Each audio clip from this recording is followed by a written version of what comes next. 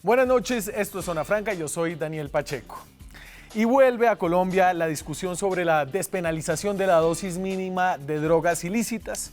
Por acá hemos pasado antes. Recordarán ustedes, primero fue en 1994 cuando una sentencia de la Corte Constitucional, escrita por el exmagistrado Carlos Gaviria, que en paz descanse, convirtió a Colombia en uno de los primeros países del mundo y en el primero en América Latina en despenalizar la posesión de pequeñas cantidades de drogas ilícitas. Antes de eso, antes de la sentencia del 94, las personas halladas con dosis personales de drogas podrían ser enviadas a la cárcel por tener cualquier cantidad, por mínima que fuera. En su momento puso el grito en el cielo el entonces presidente César Gaviria. Dijo que eso le quitaba herramientas para luchar contra el narcotráfico en épocas de los carteles de la droga y propuso incluso un referendo para echar atrás la decisión de la Corte Constitucional. Y esto es muy paradójico si se tiene en cuenta que años después, desde la ahora Comisión Global de Drogas, César Gaviria se ha convertido en una voz líder en todo el mundo a favor de la despenalización y la legalización en ciertas instancias de drogas ilícitas. El tema volvió años después, durante las administraciones de Álvaro Uribe. Primero, como una de las preguntas en el referendo que se hundió, y luego en el 2008 a través de la discusión de una reforma constitucional que en efecto prohibió, así lo dice el artículo 49 de la Constitución, el consumo, pero se quedó corto en penalizarlo, hablando de sanciones administrativas y tratamiento. El argumento principal de Uribe, y aquí lo cito en una declaración que dio al diario El Tiempo en el 2009, es, abro comillas, es muy grave que en este país muchos de los que critican el narcotráfico den mal ejemplo de consumir drogas y que esa dosis personal no se pueda sancionar. Y ahora, en un momento de campaña presidencial, donde el más opcionado puede ser de nuevo un uribista, Iván Duque, el tema vuelve a salir a la luz, tanto por la propuesta que hace Duque, idéntica a la de Álvaro Uribe de hace casi 10 años, y también por la propuesta del actual fiscal general Néstor Humberto Martínez, quien dice que la figura de la dosis personal, y ahora hablaremos de la dosis de aprovisionamiento, está obstaculizando la lucha contra los expendedores de drogas. Y aunque este debate parece volverse eterno en Colombia, hoy, a diferencia de lo que sucedía antes, hay un cúmulo importante de evidencia para evaluar el impacto. Por eso, además de política, tanto por la propuesta de Duque como por la del fiscal, esta discusión hoy se puede dar con algunos hechos. Lo que no significa, desafortunadamente, que esos hechos vayan a ser los que determinen por dónde se va a resolver esta vez el debate. Aquí arranca Zona Franca.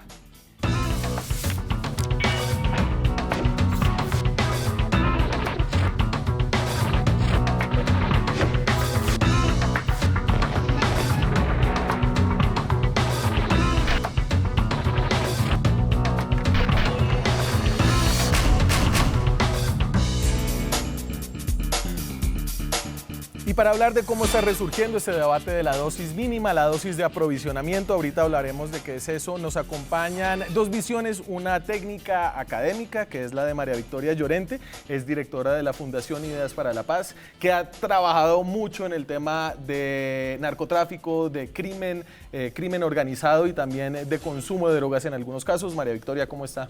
Muchas gracias por la invitación. Un placer tenerla de vuelta. Bueno, sí, yo feliz de estar acá Usted nuevamente. y yo volvimos como bronceaditos, nos fue bien. Nos fue bien la Semana Santa, sí. Estuvo bien. Y del lado más político, el senador del Centro Democrático, senador electo, tal vez, José Obdulio Gaviria. ¿Cómo está, José Obdulio? Yo estoy bronceado también. Sí, usted también, pero y no es de hacer campaña tampoco. Sí, claro, exactamente. ¿Sí? Esa es la diferencia. ¿De verdad no se tomaron Unos días, sí, al final, porque ¿qué más se puede hacer el jueves, viernes y sábado? Sí. Rezar. Pero ven, antes de entrar, y con su permiso, María Victoria, quiero preguntarle al senador Gaviria, aquí para empezar con un poquito de política, ¿usted es senador electo? ¿Habían celebrado su quemada con memes y toda clase de cosas? Y llorado también, ¿o no? Hay más o menos cierto equilibrio. No, yo le escribí a decirle Sí, que, además, que me iba a hacer falta... Gratitud perenne. Mira, el Centro Democrático obtuvo 19 curules. Hasta el momento no, ya el escrutinio se cerró. O sea que ya se contaron el 100% de los votos. 19 curules. Y yo estoy de 18 en la clasificación de las curules. Es decir, José Obdulio Gaviria no se quemó. Parecería que no. El menos interesado en ese seguimiento he sido yo. A mí me ha ido informando el partido, sobre todo la directora, y me garantiza o me dice que me prepare y que me organice, o sea, que no busque, por ejemplo, un programa de opinión en la televisión. Menos mal, eso o era una lo que me tenía preocupado, que una competencia de ¿cómo su programa se llamaba? ¿Yo, José Obdulio? Sí, yo, José Obdulio, en Cable Noticias. Sí, señor. Entonces, yo estoy en este momento listo y disponible. Hay un proceso que es muy leguleyo, en donde los partidos tratan de reacomodar el resultado, legalmente, estamos hablando de, no estoy hablando de nada truculento. Me dicen que eso se puede demorar unos 8 o 15 días. 8 o 15 días. Pero no va a ser como la decisión del Consejo de Estado que le devolvió al partido Mira las curules 3 meses antes. Esa es una tercera instancia. Esa es una tercera instancia. Administrativa, la contencioso administrativa. O sea, Álvaro Uribe no se quedó sin José Obdulio. Por lo menos el señor Matador no pudo celebrar feliz mi ausencia. Perfecto. Bueno, entremos al debate. Y usted está aquí de alguna forma porque uno de los que ha revivido este debate es el candidato presidencial Iván Duque, quien dijo lo siguiente, y lo ha dicho en varias ocasiones acerca de la dosis mínima de drogas. Hay que prohibir la dosis personal en las calles, hay que perseguir a los jíbaros y hay que imponer multas a los consumidores que están en espacios libres o espacios públicos en ejercicio del Código de Policía. Eso es el lado político de este debate. También hay un lado que algunos dirían que también es político, tiene también tintes judiciales, por supuesto. Es por la propuesta del fiscal general, quien también ha llamado a repensar la figura actual de la dosis mínima. Vamos a tener que replantear el tema de la dosis personal para que no se utilice como escudo de la delincuencia organizada para alegar que es el aprovisionamiento. Porque si son 20 papeletas, el comerciante, el malandrín de la droga, dice que son las de su semana. Si son 40, nos dicen que son las de la quincena. Si son 80, nos dicen que son las del mes. Y si es 1 tonelada, nos dicen que son las del resto de su vida. Está por verse el malandrín que presente 1 tonelada. Sí, las del resto de su vida, sí. ¿Le sacó risa? Sí, claro. Pero aquí hay algo de exageración, evidentemente, pero ¿de dónde nace esta preocupación, María Victoria, cree usted? No, yo creo que es una preocupación. Digamos, el tema o sea, yo creo que son dos preocupaciones que son legítimas de la población. Una es la de los mercados ilegales de drogas, digamos, el microtráfico es un tema problemático en las ciudades. Las ciudades han estado, recientemente hicieron un pronunciamiento al gobierno nacional a propósito de ese problema. Sí. Ese es un tema. Y el otro tema es el tema del miedo que todas las mamás manifiestan acerca de que sus hijos terminen en problemas de drogas. Entonces, eso es, digamos, esos son miedos legítimos frente a los cuales los políticos pues buscan plantear propuestas. Ahora, el tema es las propuestas. Estamos enfocándonos en una propuesta sobre la dosis mínima. La dosis mínima, digamos, la hemos tenido aquí más o menos desde la Ley 30 del 86, ha estado planteada y han habido, digamos, algunos cambios legales alrededor de eso, pero al final del día, si uno mira cómo ha evolucionado las cosas, yo no diría que hoy estén en virtud de la dosis de aprovisionamiento, que hay que dar como la discusión entre dosis mínima y dosis de aprovisionamiento, pero uno no vería que en virtud de la dosis de aprovisionamiento hoy estén cogiendo menos droga en las calles. O sea, por ejemplo, en las encuestas, solo un dato, en las encuestas de consumo, entre la diferencia no ha habido ninguna variación en las dos últimas encuestas de consumo que se han hecho en el país respecto de lo que la gente dice de la facilidad que tienen para acceder a drogas. O sea, el acceso a drogas era igual en el 2008 a como lo es más en la última encuesta que creo que es de 2013, exacto. Entonces no hay variaciones ahí. Y entonces antes de entrar porque Duque hace ahí un par de propuestas, lo que dice el fiscal es que hay que entrar a mirar esto sin hacer ninguna propuesta. Duque dice hay que sancionar el consumo, no dice que debe haber cárcel, dice que debe ser sancionable. Sin embargo, la última vez y aquí lo meto a usted, José Obdulio, porque usted estaba en el gobierno en ese momento, en el 2009, cuando modificaron el artículo 49 de la Constitución. Y en esa modificación de la Constitución Política de Colombia incluyeron este pedazo que dice: el porte y consumo de sustancias estupefacientes está prohibido salvo prescripción médica. Con fines preventivos y rehabilitadores, la ley establecerá medidas y tratamientos administrativos de orden pedagógico, profiláctico o terapéutico para las personas que consuman dichas sustancias. El sometimiento a estas medidas y tratamientos requiere el consentimiento informado del adicto. Y entonces, por eso digo, no entiendo la propuesta de Duque. Primero, el consumo ya está prohibido por la Constitución. Y segundo, también se puede sancionar por medidas administrativas, como lo dice ese artículo de la Constitución y lo reitera el Código de Policía. Entonces, ¿para dónde va la cosa, senador? La verdad es que estamos en un problema casi que parecido al del mito de Sísifo. Subimos una piedra para tirarla otra vez a rodar. Cada día se vuelve más grave el tema. Por ejemplo, cuando se firmó el acuerdo con las FARC sobre la política antidrogas, sí, yo dije, esto es una política cocalera. O sea, Santos se volvió presidente cocalero. Y esto va a tener un problema, y es que va a haber demasiada oferta. Se va a incrementar mucho el cultivo, y esa oferta termina siendo oferta que busca mercado interno. Me dicen que Bogotá ya tiene, creo que 360.000 consumidores de coca y marihuana en su estadística. Eso no me da, porque el consumo de coca, si no estoy equivocado y lo cito de memoria, es de 1,7% de consumo en el último año de la población en Colombia. La población de Bogotá, el de marihuana es de 3%, algo así. De 3. Aquí tengo, por ejemplo, aquí tengo el de todas las drogas. Dame, Richie, por favor, la gráfica de consumo.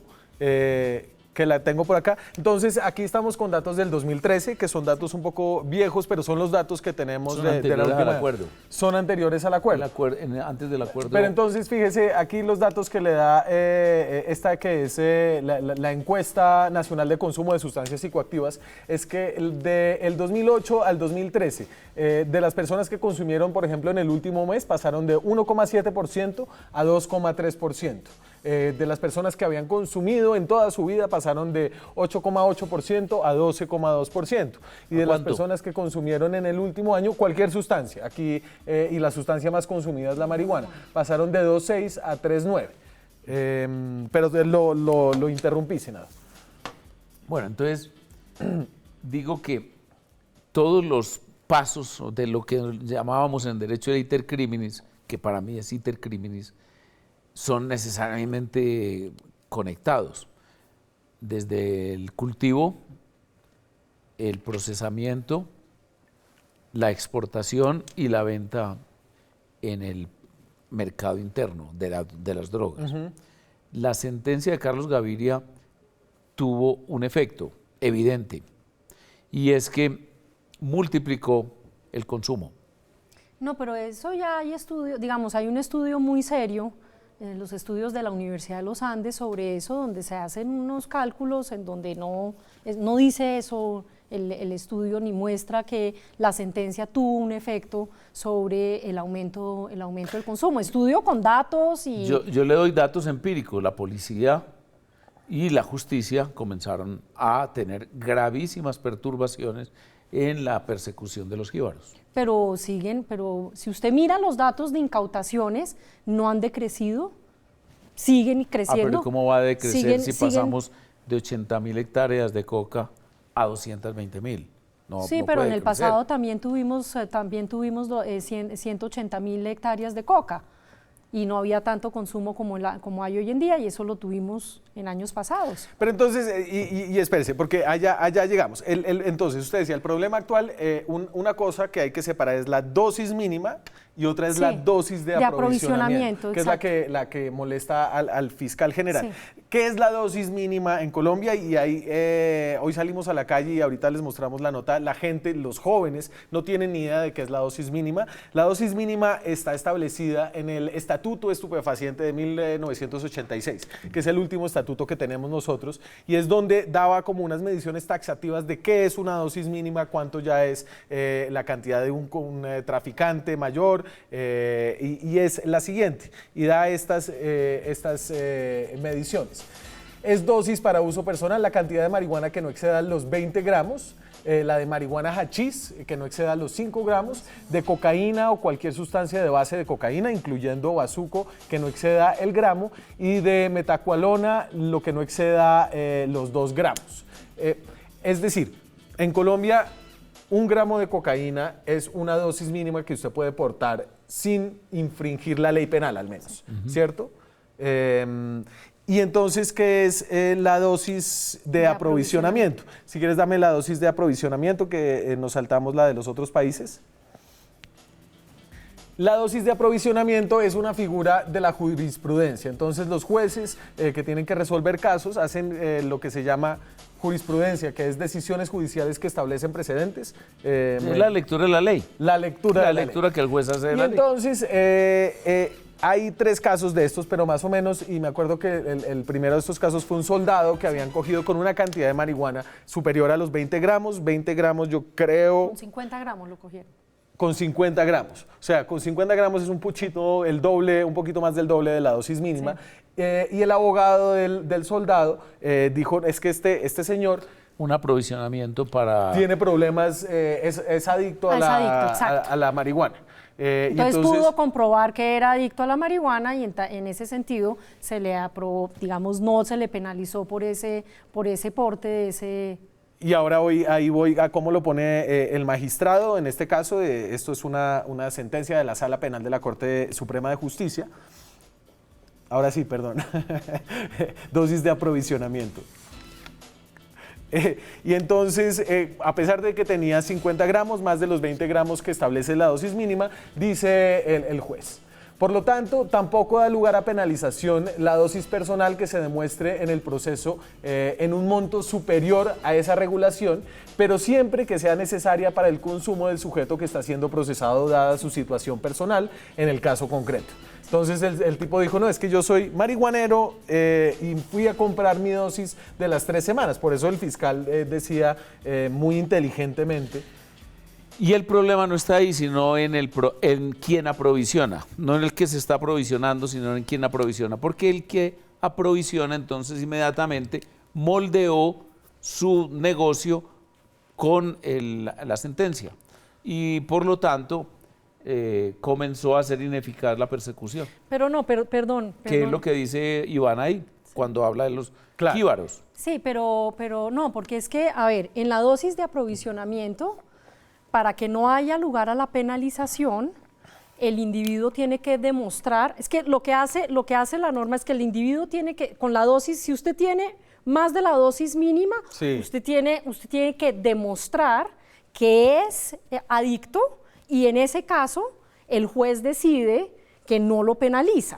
Entonces, para los jíbaros tendrían que demostrar a todos los que se cogen todos los días, que se cogen de manera copiosa, como muestran las estadísticas que existe sobre esto, a los jíbaros tendrían que demostrar todos que ellos son adictos para que pudieran obviar esta norma y pudieran cobijarse bajo la norma de la dosis de aprovisionamiento. Y María Victoria, aquí la carga de la prueba recae sobre el individuo. Sobre el individuo. Sobre el individuo, claro.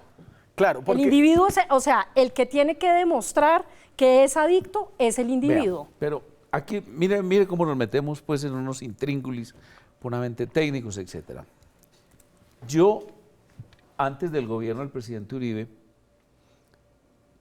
tenía las posiciones libertarias, por ejemplo, de... Era un bohemio, señor. No, pero, es decir, yo nunca he fumado marihuana, por ejemplo, ni nunca he consumido droga, nunca. ¿De verdad? Y sí, le tengo pavor y miedo, asco, entre otras cosas.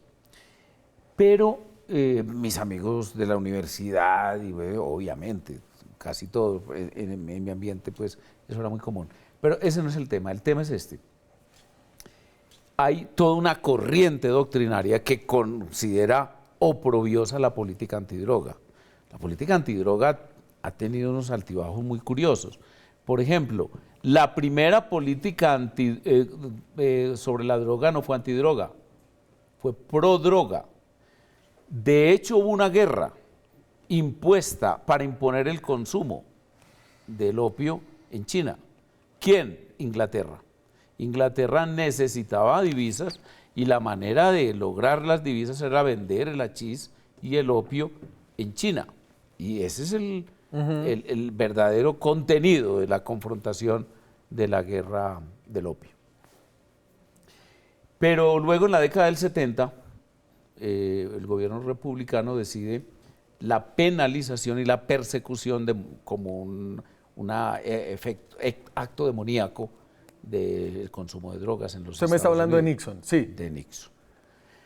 Y en esa línea, por ejemplo, ¿quién encabezaba la corriente de pensamiento totalmente contraria a la penalización de la droga? El presidente de Colombia, o un expresidente de Colombia, el expresidente de Colombia más importante de la época, Alberto Lleras. El discurso de Lleras anti lucha contra la droga es de antología. Por ejemplo, un gran escritor colombiano que hizo no apología a la droga, no, sino una condena a la política norteamericana antidrogas, que luego se volvió universal, fue García Márquez.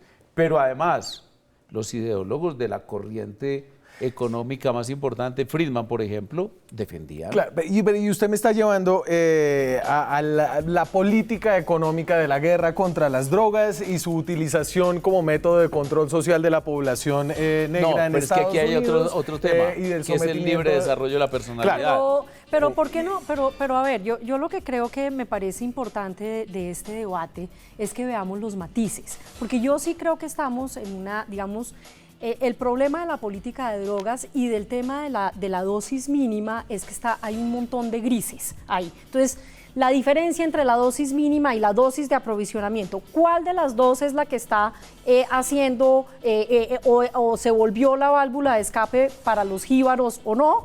Eso realmente no lo tenemos claro. A mí me parecería que lo de la dosis de aprovisionamiento no tiene mayor sentido, pero ahí el asunto es, no nos vayamos a los extremos, no nos vayamos a decir que estamos totalmente, yo no estoy ni totalmente en contra de la guerra contra las drogas, ni totalmente a favor de la guerra total o de la libertad. No, yo lo que creo es que aquí tenemos que encontrar los matices y dar las discusiones entonces, sobre los déjeme matices. con esos matices o la falta de ellos, como sea, regresamos después de comerciales.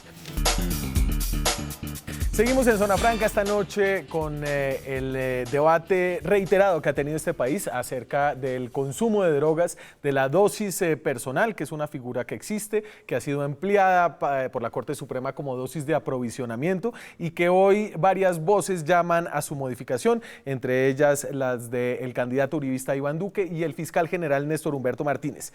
Para que vean que el tema no es solamente engorroso aquí en estudio, en sus matices, salimos a la calle a preguntarles sobre todo a jóvenes si sabían que existía una dosis mínima de drogas, de qué drogas y cuánto eran, y esto es lo que contestaron.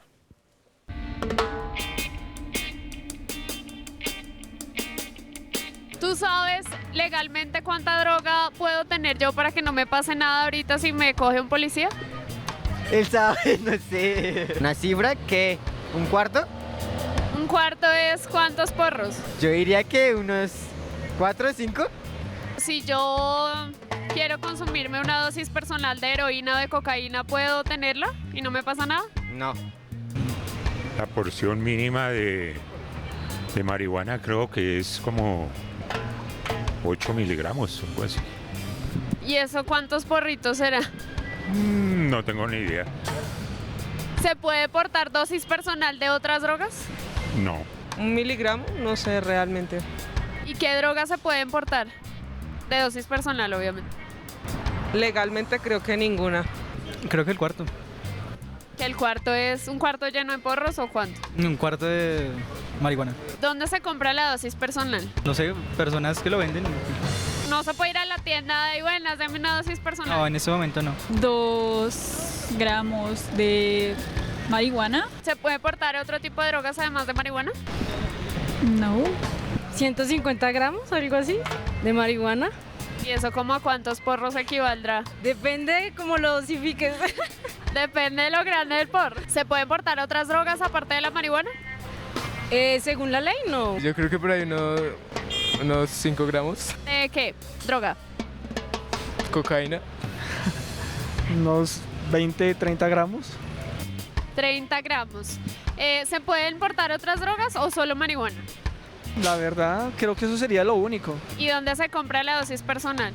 De los proveedores, me imagino que los jíbaros, puedo decir yo. Porque, Con los jíbaros, porque uno no va a la tienda a pedir una dosis personal. a no ser que sea medicada, ¿no?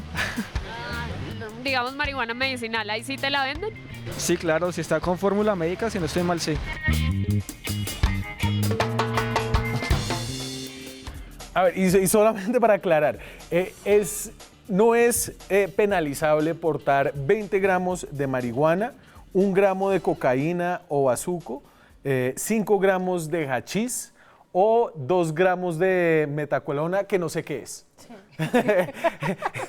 No, pero por ejemplo, mira o sea, zonas grises y vacíos. Por ejemplo, hoy en día las drogas que se están empezando a consumir más son las sintéticas. Sí. Esas, ¿cómo las controlas? ¿Qué dosis mínima vas a controlar ahí? ¿Cómo las controlas? Si hay muchas de ellas son de venta, o sea, hay Pero así no estén en el estatuto de estupefacientes, uno pensaría que si uno muestra entonces que es un consumo mínimo. no están en el estatuto de estupefacientes. O sea, eso no está regulado. No está regulado. Entonces, la verdad es que yo creo que tenemos unos vacíos legales y muchas contradicciones entre normas y jurisprudencia, en donde la jurisprudencia a veces trata de llenar algunos vacíos, pero a mí me parece que esto es una discusión muy importante que tenemos que dar. Esta discusión sobre la dosis mínima hay que darla, pero creo que el contexto de la discusión no debe ser no o sí dosis mínima, sino el contexto de la discusión es para qué vamos a usar un umbral de dosis. ¿Qué quiere decir ese umbral y cómo lo vamos a hacer y cómo vamos a hacer cumplir las normas alrededor de tener ese umbral? Y pensar por lo menos que si vamos a eliminar ese umbral, si vamos a eliminar y vamos a penalizar eso, ¿cuáles van a ser las consecuencias en nuestras cárceles de que Pero eso que quede suceda? claro, no estamos hablando de cárceles. No estamos hablando de cárceles. Medidas administrativas. Bueno, esa es otra, también otro matiz importante. Si usted Claro, así sea es una que dosis sanciones- mínima, si usted está en un No, parque pero de medidas cualquier ciudad, administrativas, que No, y puede ser medidas interesante también. sobre todo de salud y coercitivas, porque de lo contrario, entonces la persona tiene unas sanciones, puede llegar a ser incluso multas. Multas, En exacto. eso, mire, por eso yo sigo insistiendo en mi manera de ver el problema. no me va a llevar a las guerras del opio. Sí, claro. Porque es que, pero mire, el ideólogo y el gran constructor de la carrera de Trump, ¿quién es? ¿No es Strong? El gran liberador de la droga en los Estados Unidos, el gran defensor. Le estoy mencionando a Friedman, le estoy mencionando a los grandes pensadores libertarios norteamericanos. Es decir, el tema nuestro es un tema muy distinto. El tema nuestro es que la droga, por ejemplo la coca, financió casi toda la actividad guerrillera y mafiosa durante décadas en este país y por lo tanto no se podía tratar con la, en mi opinión, irresponsabilidad con que la trataba Carlos Gaviria. Claro, y yo ahí entiendo, y es que lo que dice Carlos Gaviria es muy bonito en principio, y es que todo el mundo tiene derecho a, en su espacio y a su autonomía personal, desarrollar su personalidad como se le dé la gana, y en ese sentido la modificación de la conciencia cabe como una de esas cosas. Lo que pasa es que obviamente Carlos Gaviria, usted no podía modificar su conciencia, especialmente si lo hace con cocaína, si antes no ha participado de alguna forma en la cadena del narcotráfico. Vea, por ejemplo, el gran pensador español hoy antimarxista, digamos, el hombre que ha escrito el mayor tratado contra el marxismo, que se llama Los enemigos del comercio, Antonio Escotado, es también el gran tratadista sobre la droga. Y él habla con furia frente a cualquiera que pretenda perseguir el opio o la heroína. Sí. E incluso hace apología del uso de la... Trae pues los grandes escritores, a Baudelaire. Pero José Obdulio, entonces es que lo que pasa es que ese debate... tema, lo que yo estoy diciendo aquí, estamos hablando es criollitos con un problema grave de avance, de expansión de la criminalidad y siempre signado por el tema de la droga. Entonces vamos a tratarlo con seriedad y no con cantos, loas o incluso alabanzas a la droga. Pero entonces dice el fiscal general, es que esto de la dosis de aprovisionamiento, la idea de que no es una dosis mínima, sino que si usted logra probar que tiene problemas de adicción, pueden ser más de los 20 gramos o más de 1 gramo de cocaína, que esto ha generado problemas para la fuerza pública en su aplicación de la ley. Pero entonces uno mire por o sea, uno lo mira, que él está diciendo, pero mire, pero hay que una la cosa... regla, perdón, que la ley no sea artilugio. Claro, pero pero miremos... ¿cómo? O sea, lo que yo quisiera es como entender bien cómo lo están utilizando como un artilugio, porque es que tienen que demostrar, o sea, para poderlo utilizar, entonces tienen que demostrar... El artilugio es el siguiente para pintárselo tal cual lo saben las amas de casa que nos están viendo. Llega un señor a venderle a los niñitos cocaína, heroína, o yo no sé qué diablo, o marihuana incluso, y no puede ser perseguido. Pero eso es casuística. ¿Y por qué no puede ser Pero eso es casuística, porque mire las capturas. ¿Por qué no puede ser perseguido? Eso es lo que está diciendo Miremos las capturas por drogas históricos. Sí. En el histórico que hay de capturas por drogas, que es el delito por el que más se captura en Colombia. Más que hurto a personas y hurto a residencias combinado, Y más en flagrancia, que además de todas las el totalmente y entonces, flagrancia. ya ahorita le muestro las flagrancias. Entonces, esto es el porcentaje del delito de drogas como total de capturas desde 2005 hasta 2014. Y ahí usted puede ver que las capturas por drogas solo han aumentado. Es decir, estaban en 23% en el 2005, el 23% de todas las capturas que hubo ese año, que no fueron 79.000 capturas por delitos de drogas. Estas son capturas nada más de la policía, ¿cierto? No es judicialización y ahorita podemos hablar de eso. El número de capturas no ha disminuido, de hecho ha aumentado no solamente en términos absolutos, sino como proporción de todas las capturas hechas por la policía en Colombia. Entonces ahí es que uno dice... De verdad, yo entiendo que puede haber un caso de un jíbaro que tenía un abogado muy bueno y logró probar, pero vamos a hacer política pública y política de drogas que tiene un impacto tan grande a punta de casuística.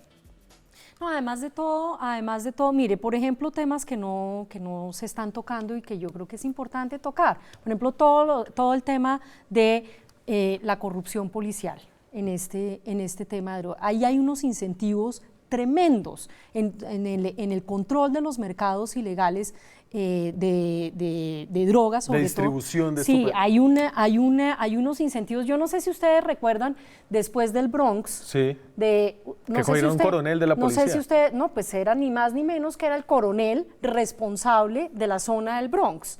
Entonces, yo no estoy haciendo aquí señalamientos porque tampoco tengo suficiente información. Sin embargo, lo que sí sabemos del trabajo que nosotros hacemos en campo, en los estudios que hemos hecho sobre microtráfico en varias ciudades del país, es que sí encontramos que hay unos incentivos perversos, que es el siguiente. Los policías, por ejemplo, tienen cuotas de incautación de drogas. Tienen que cumplir con unas cuotas. Entonces, negocian con los mismos narcotraficantes para que puedan conseguir sus cuotas. Cuando uno mira los mapas de incautación de drogas en las ciudades, uno sí observa que hay unos patrones en donde se empiezan para poder cumplir unas cuotas. Entonces, ahí hay, o sea, ese tema, por ejemplo, nadie está hablando de ese tema, que es un tema fundamental para poder controlar los mercados ilegales de drogas, pues es, bueno, ¿qué pasa con las autoridades que están a cargo de eso? Entonces, me parece que ahí hay un punto que habría que tomar en cuenta. O sea, el punto mío es, discutamos sobre la dosis mínima, claro que sí, pero ¿para qué la dosis mínima? ¿Para qué la vamos a prohibir? ¿Cuál es el efecto esperado de prohibirla? Ya está prohibida. Sí, no, pero yo sí creo que hay muchas zonas grises que hay que clarificar. Hay que aclarar. Me tengo que ir a la pausa, volvemos con esta discusión después de comerciales. Seguimos en Zona Franca hablando de consumo de drogas, de la dosis mínima y el debate que se ha querido abrir, aún no es muy claro en qué dirección. Hablábamos de un editorial del diario El Tiempo que, siendo un diario liberal, apoya al fiscal general y llama al Congreso a debatir esto. Y antes de hacerlo, estas decisiones, digamos, las decisiones que se toman acá tienen unas consecuencias puntuales, como son la cantidad de personas que son enviadas a la cárcel. Y aquí solamente les voy a mostrar una comparación entre varios países de América Latina y Estados Unidos de la cantidad de personas que hay en Colombia por delitos de drogas en las cárceles. Son 24.000 en el 2015 en Colombia.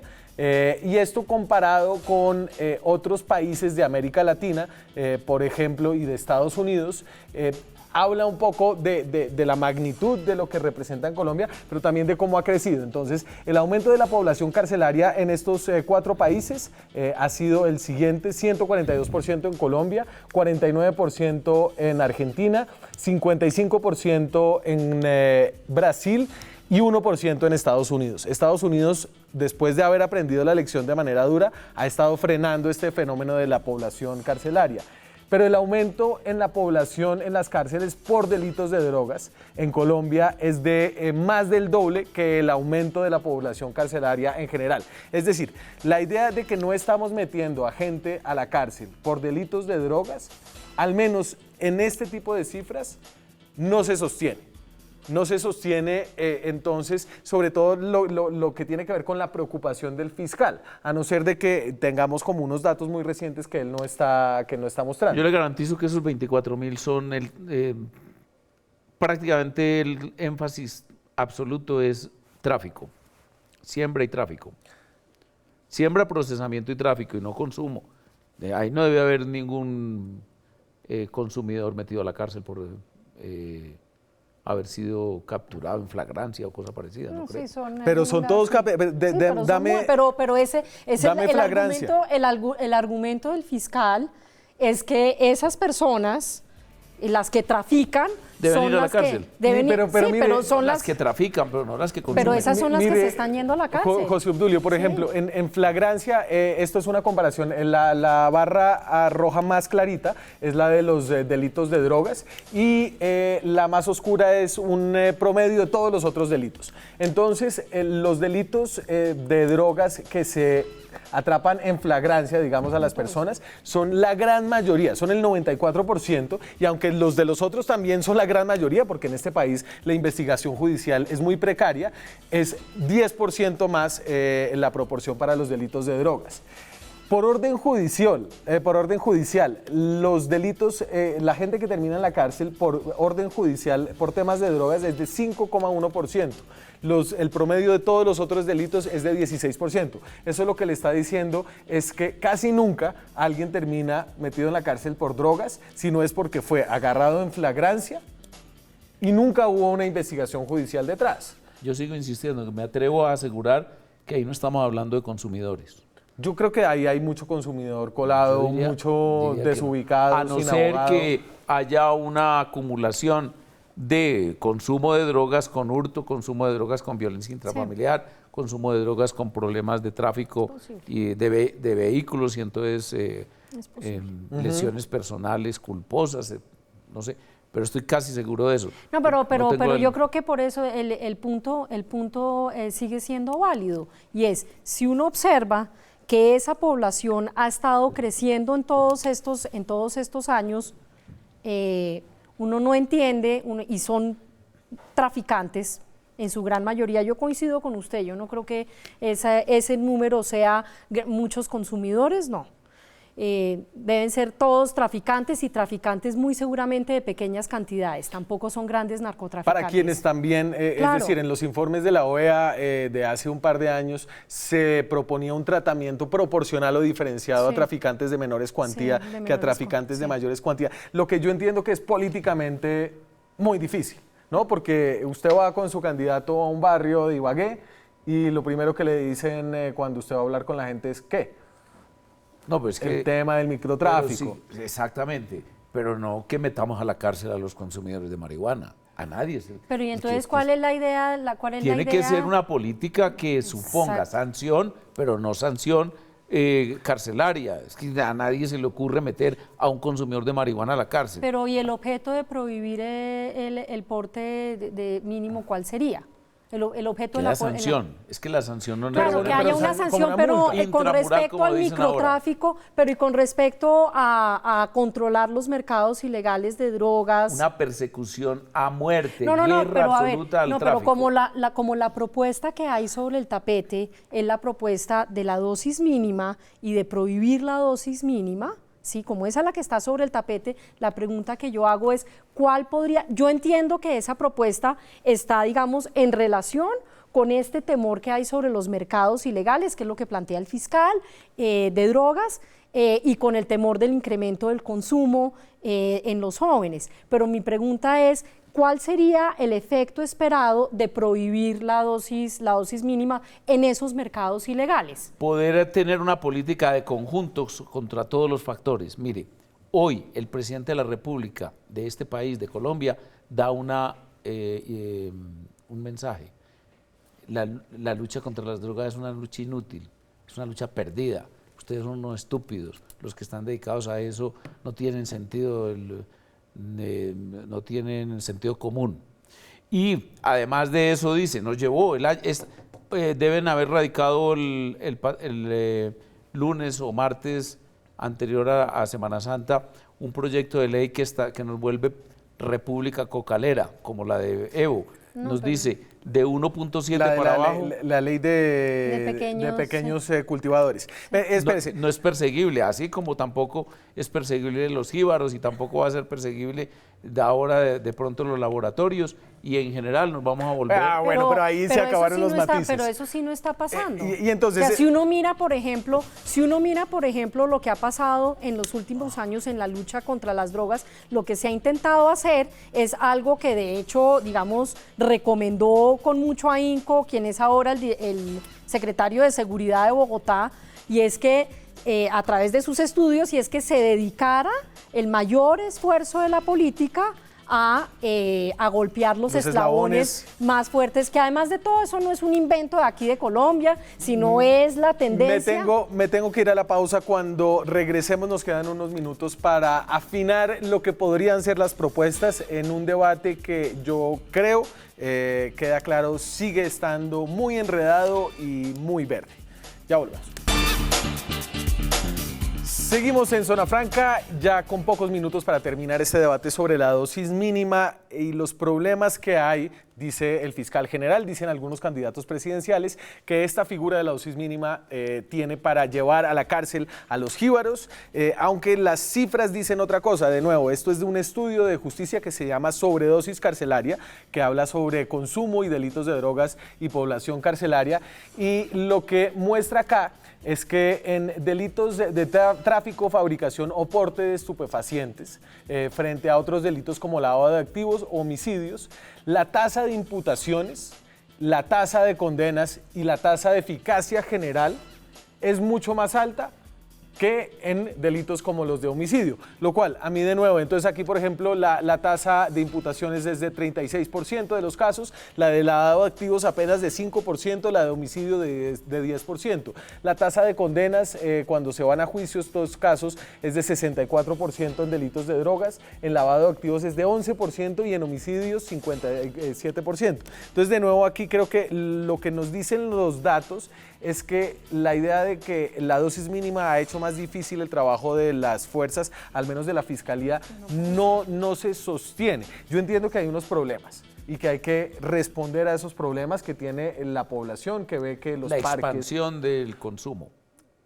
Y la expansión del consumo que va unida a la oferta. Y entonces, ¿cómo perseguimos la oferta? Pero la lógica es que la oferta hace que se expanda el consumo. Obvio.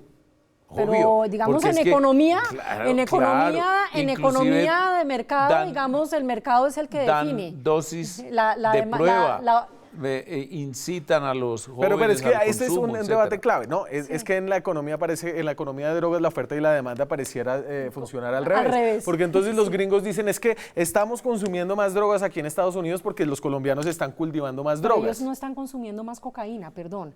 En Estados Unidos Es que el los mercados problema, no se crean, el problema que hay en Estados Unidos hoy en día es un problema sobre otro tipo de drogas, no es consumo de cocaína. Pero a ver, los datos que tenemos, María Victoria, ¿dan para decir que hay una explosión del consumo de drogas en Colombia? Con los datos que tenemos no se puede Lo decir que eso. dice la policía y la justicia es que sí. Pero ¿y ellos cómo saben? Pues que lo tienen empíricamente conocido. No, pero ¿y no es cómo? sino ver el Bronx para saber cómo estábamos. No, pero el Bronx no es acuérdese toda del la ciudad. cartucho. Pero el Bronx ¿Cómo? no es toda la Acuérdese ciudad. del O el cartucho. cartucho. No, pero el Bronx no es toda la ciudad, perdón, es que en el Bronx había un problema terrible de violación de todo tipo de derechos. Lo que me dejó a mí ver esa consulta callejera es que todo el mundo está enterado de dónde venden, cómo es el tema del consumo e inclusive hasta las Pero sí, ni medidas. siquiera sabían que llevar un gramo de perico era, Por eso, no era penalizable. Pero las minucias técnicas de las dosis, pero sí conocen los porros y conocen las medidas de Y la eso coca. que eso era y eso. Bogotá y no Medellín. Sí. No, es de Medellín que tiene unos índices de consumo Sí, mucho muy mayores. altos, sí. A ver, pero entonces, como para concluir, lo que viene diciendo Iván no va a penalizar a los No, consumidores. entonces estamos hablando de una política integral contra la droga. pero buenísimo. Primero una política, que la haya, porque con Santos no la hay. Sí. Con Santos lo que hay es una política cocalera. Yo denuncio a Santos como un presidente cocalero y ese proyecto es un insulto al Congreso. El de pequeños cultivadores. Sí. María Victoria, claves para lo que se pueda venir en esta discusión. No, mire, estoy muy de acuerdo. A mí me parece que sí se requiere una política integral. Me parece que es absolutamente... Y nunca un consumidor en la cárcel por ser consumidor.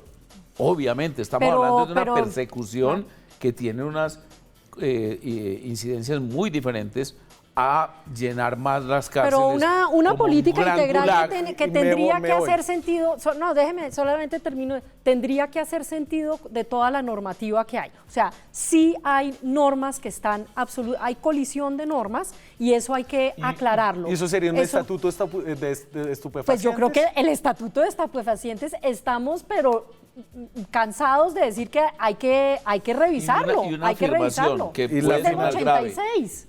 La normatividad la debe dictar el Congreso y no la justicia. Exactamente. Estamos de acuerdo. Que en eso es Listo, donde estamos señor. enredados. Y ahí hay un debate grande con la Corte Suprema de Justicia, con el fiscal también. Muchas gracias a ambos por este animado debate. Usted dijo que un poquito enredado, pero... Muy es que enredado porque es que uno nos no sabe íbamos qué decir. trabando casi, Sí. ¿no? Pero además estoy aterrado con las diferencias de información que yo tengo sobre el ascenso o Le voy a pasar ese informe. y la que ustedes tienen. No, yo No, pues creo para que eso son las me voy, encuestas. me Voy a ya, mirar me Es mejor regaña. ver las encuestas. Muchas gracias a ambos, muchas gracias a ustedes. Nos vemos mañana con más periodismo, con más debate, con más opinión. Chao.